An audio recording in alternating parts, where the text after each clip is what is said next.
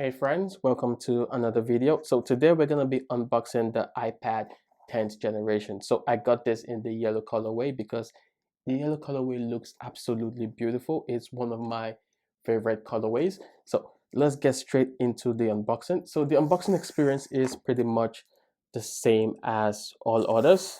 It's actually quite simple. So let's look at what's inside the box. I'm really excited to see it. I've seen this on videos, but I've not actually seen it real myself. So this is actually the first time I'm going to be looking at it. So inside we have the iPad. It looks absolutely beautiful, but the color isn't exactly yellow. It's more like a gold color mixture, like a custard yellow more than really a plain yellow. So let's put this to the side and let's look at what's inside the box. So inside the box you get your standard manual. We're definitely not getting color matching stickers. I think we're just going to be getting the standard sticker. Yeah, so we got the standard white stickers, which is a letdown, but it's okay.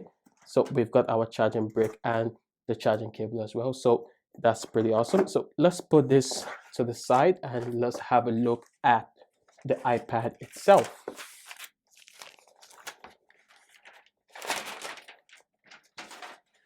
So the iPad looks absolutely beautiful. I really love this colorway. It's definitely one of the best colorways.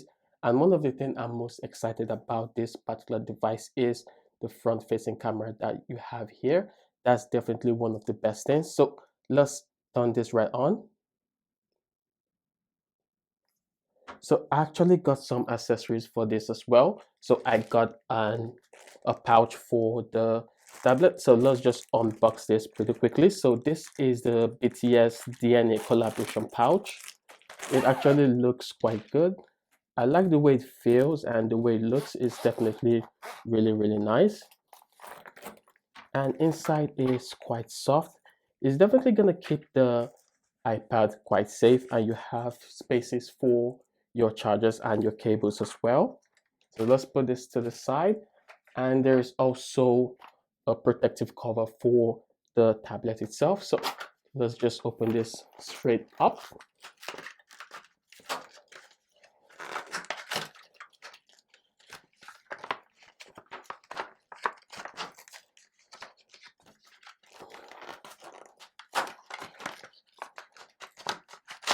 Okay, so I got this in the green colorway. I actually wanted to get the white one, but they didn't have the white color, so that's a bit disappointing. But the green one also looks nice, and I do think it's going to complement the device quite well. So let's look at the brand new device. So it has been turned on. I'm going to complete the whole setup process, and we're going to come back and we also compare this to the iPad Air 4 to see which one is better for you guys. Alright guys, so I've completed the setup process, which was pretty easy. Apple has a very standardized setup process, which is really easy for anyone to do. So this device is definitely amazing, but it does have some setbacks. Okay, so the first one is that this device is a non-laminated display. For people who don't know what that means, it just means there's a little gap between the screen right here, but it's not something that you will notice quite a lot, except you put it next to a device like the iPad Air 4 or 5 or the iPad Pros. Then you would notice the difference between them. Overall, the design and style mimics that of the latest iPads, especially that of the iPad Air. So this definitely for me is kind of like the iPad Air 4 in the sense that it does have exactly the same chipset as the iPad Air 4. So basically it will perform exactly the same. But one of the key differences between this and the iPad Air 4 is the fact that this still uses the first generation Apple Pencil, while the iPad Air 4 uses the second generation Apple Pencil. So let me bring my iPad Air 4 for you guys so we can have a quick look at both of them. So this is my iPad Air 4, and as you can see, basically they are exactly the same device. There is very little differences between the both of them, except if you're talking about the placement of the front-facing camera, which on the new iPad 10th generation is right here. I don't know if you guys can see that.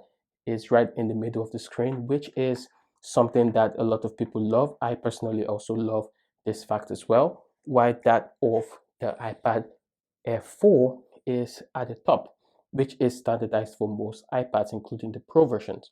So between the two devices, the one that you should choose will probably depend on you, but I do think both of them have good value depending on what you're looking for exactly. For me, I tend to move towards the iPad Air 4 simply because of the Apple Pencil compatibility, the second generation Apple Pencil. But if you do have enough finances, you should probably go for the iPad Air 5, that's the M1 version, because you'll be able to do a lot more with that processing power. But for normal standardized users, the iPad Air 4 and the iPad 10 generation will probably be best for you. And both of them basically, like I said, they have the same form factor. So in terms of cases, they use exactly the same type of cases. If you have an iPad Air 4th generation, you probably shouldn't be thinking about buying the 10th generation of the iPad. You should probably be thinking about buying the iPad Air 5 or iPad Pros, depending on your usage of the devices. So I'm going to do a more detailed comparison between the two devices. If you guys have any questions, please don't forget to leave it down in the comment section down below. Thank you guys so much for watching, and see you guys in the next one.